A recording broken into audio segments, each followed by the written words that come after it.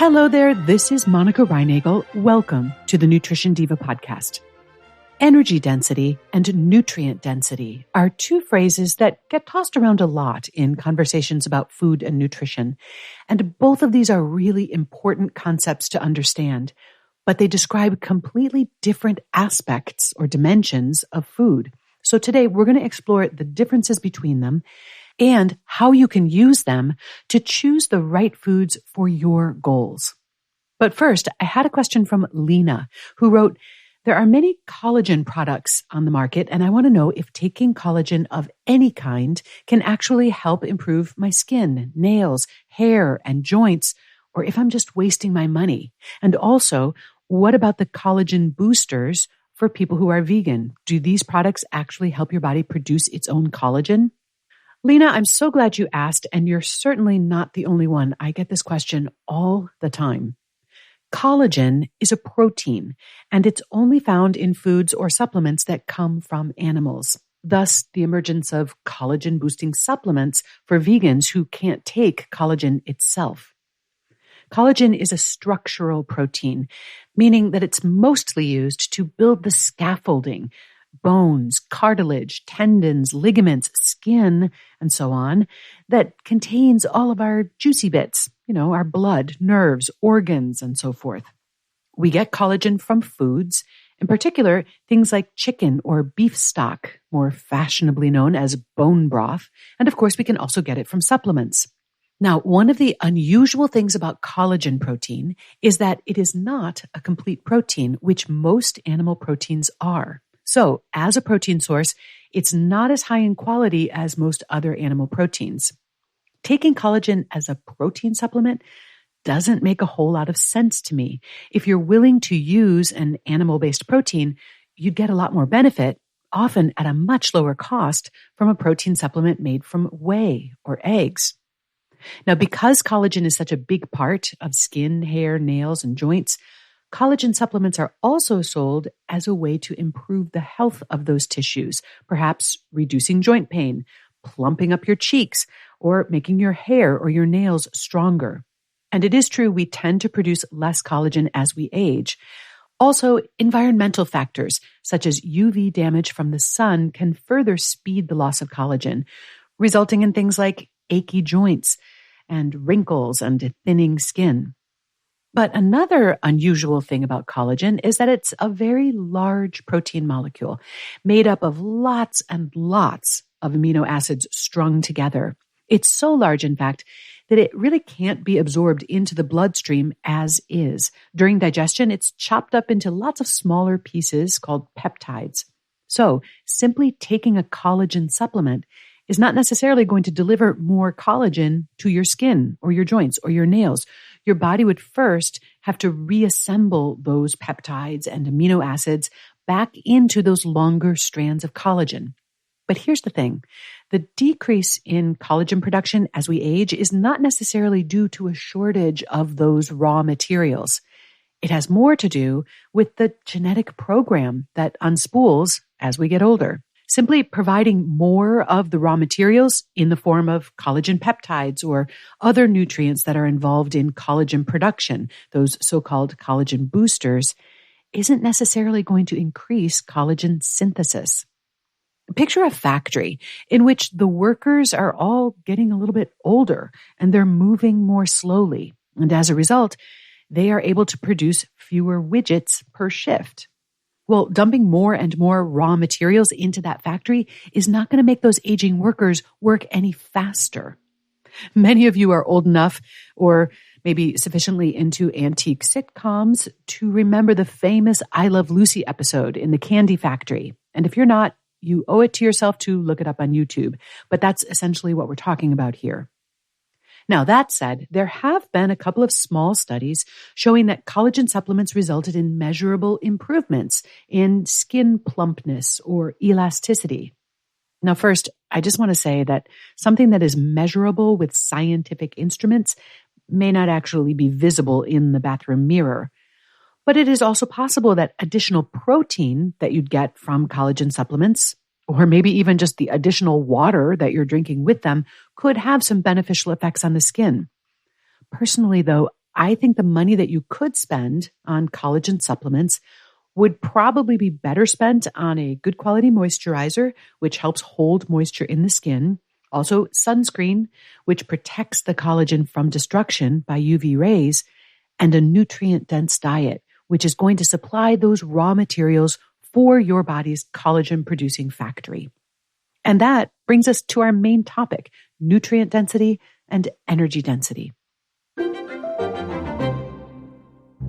According to a 2020 report from the EPA, nearly half the population are living in areas with unhealthy levels of ozone or air pollution. And guess what?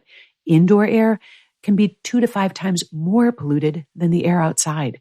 And that's why a lot of people have started using air filters in their homes to filter contaminants and allergens out of the air so your lungs don't have to.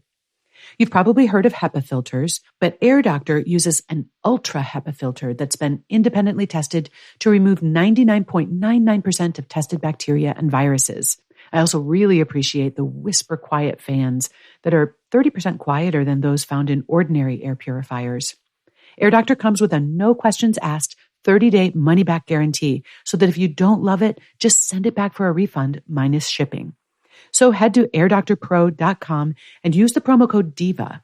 Depending on the model, you'll receive up to 40% off. Unlock this special offer by going to airdoctorpro.com and use the promo code DIVA.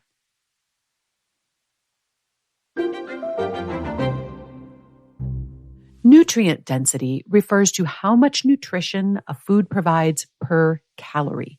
So if a food is high in nutrients but low in calories, we say that it is very nutrient dense. But obviously, terms like high in nutrients, or for that matter, low in calories, are relative. And nutrient density is most useful as a way to compare two foods. So if a food provides more nutrition for the same amount of calories, or the same nutrition for fewer calories, then we say that that is a more nutrient-dense food. Let me give you a couple of examples. A glass of orange juice has about the same number of calories as a glass of soda, but the juice contains more nutrients. Therefore, the juice is more nutrient-dense than the soda. But a glass of tomato juice has about the same nutritional value as the glass of orange juice, but only about half the calories, making tomato juice more nutrient-dense than orange juice. Now, comparing the nutrient density of foods can get a little tricky. One food might have lots of vitamin C, while another might be high in folic acid. So can we say that one is more nutritious than the other? Not really. Over the years, a handful of systems or algorithms have been devised to measure nutrient density. NuVal is one that you might remember. It was adopted by a lot of large grocery chains in the U.S., but it was discontinued in about 2017. Guiding Stars is probably the most widely used system in U.S. grocery stores today. Nutri-Score will be more familiar to my European listeners. And then there's the Food Compass, which I profiled in episode number 642. It was recently proposed as a way to measure both nutrient quality as well as things like the degree of processing. So most nutrient density scores take into account a broad range of nutrients, and they adjust the scores so that a food that is reasonably high in a variety of nutrients will rank higher than a food that's very high in just one or two nutrients. And some systems also subtract points if a food is high in undesirable elements, such as sodium, sugar, or saturated fat. Although all of the different systems have their strengths and weaknesses, the goal is to make it easier for you to choose foods that deliver more nutrition for the calories. And in my opinion, these systems work best when they're used to compare similar items, such as various breakfast cereals. They're not as helpful if you're trying to compare dissimilar items like soup and dried fruit, for example. But in a nutshell, the more nutrient dense your food choices are, the more nutrients you're going to be taking in over the course of the day.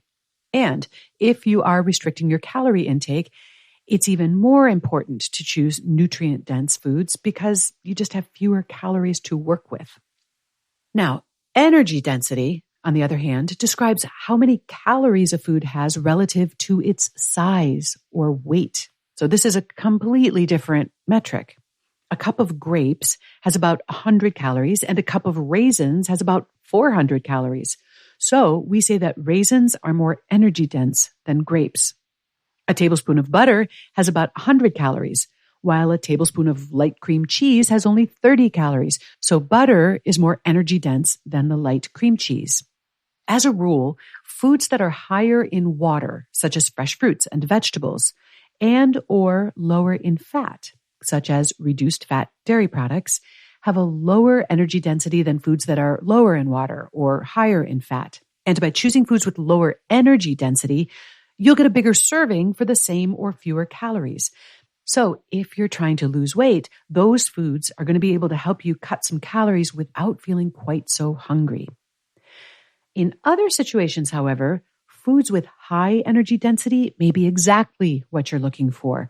Athletes, hikers, and astronauts might want foods that deliver the maximum number of calories in the smallest possible package. If you're struggling to gain weight, and yes, there are people who do, energy-dense foods such as dried fruit, nuts, and avocados can help you increase your calorie intake without overfilling your stomach. And finally, it's important to remember that energy density doesn't take the nutritional value or the nutrient density into account at all. A tablespoon of peanut butter has about 100 calories, while a tablespoon of jelly has only 50. So peanut butter is a lot more energy dense than jelly, but it's also a lot more nutrient dense. And even if you are trying to cut calories, I think you'd be better off choosing the peanut butter and finding another place to save those 50 calories. Because nutrient density takes both nutrition and energy or calories into account, it's probably a better guide to overall nutrition.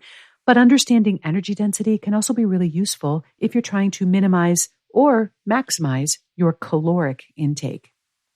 You might find it helpful to think of foods in 4 categories. You have foods that are high in nutrients but low in calories, foods that are low in nutrients but high in calories, foods that are high in both, and foods that are low in both. And in fact, I've created a grid for you that lists foods in those 4 categories, and you'll find a link to that in the show notes for today's episode, or by going to nutritionovereasy.com and searching the blog for the keyword density. Thanks for listening today. And I'd also like to invite you to check out my other podcast. It's called The Change Academy, where Brock Armstrong and I explore the art and science of behavior change. You can find it on all the major podcast platforms. So whatever app you're using right now to listen to me, just head up to that search bar and type in Change Academy. If you have a comment or a question that you'd like me to answer in a future episode of the Nutrition Diva podcast, you can email me at nutrition@quickanddirtytips.com. And you can also leave me a voicemail at 443-961-6206. Nutrition Diva is a Quick and Dirty Tips podcast. It's audio engineered by Nathan Sems with script editing by Adam Cecil. And thanks also to Morgan Christensen, Holly Hutchings, Davina Tomlin, and Cameron Lacey. And thanks to you for listening. I'll see you next week.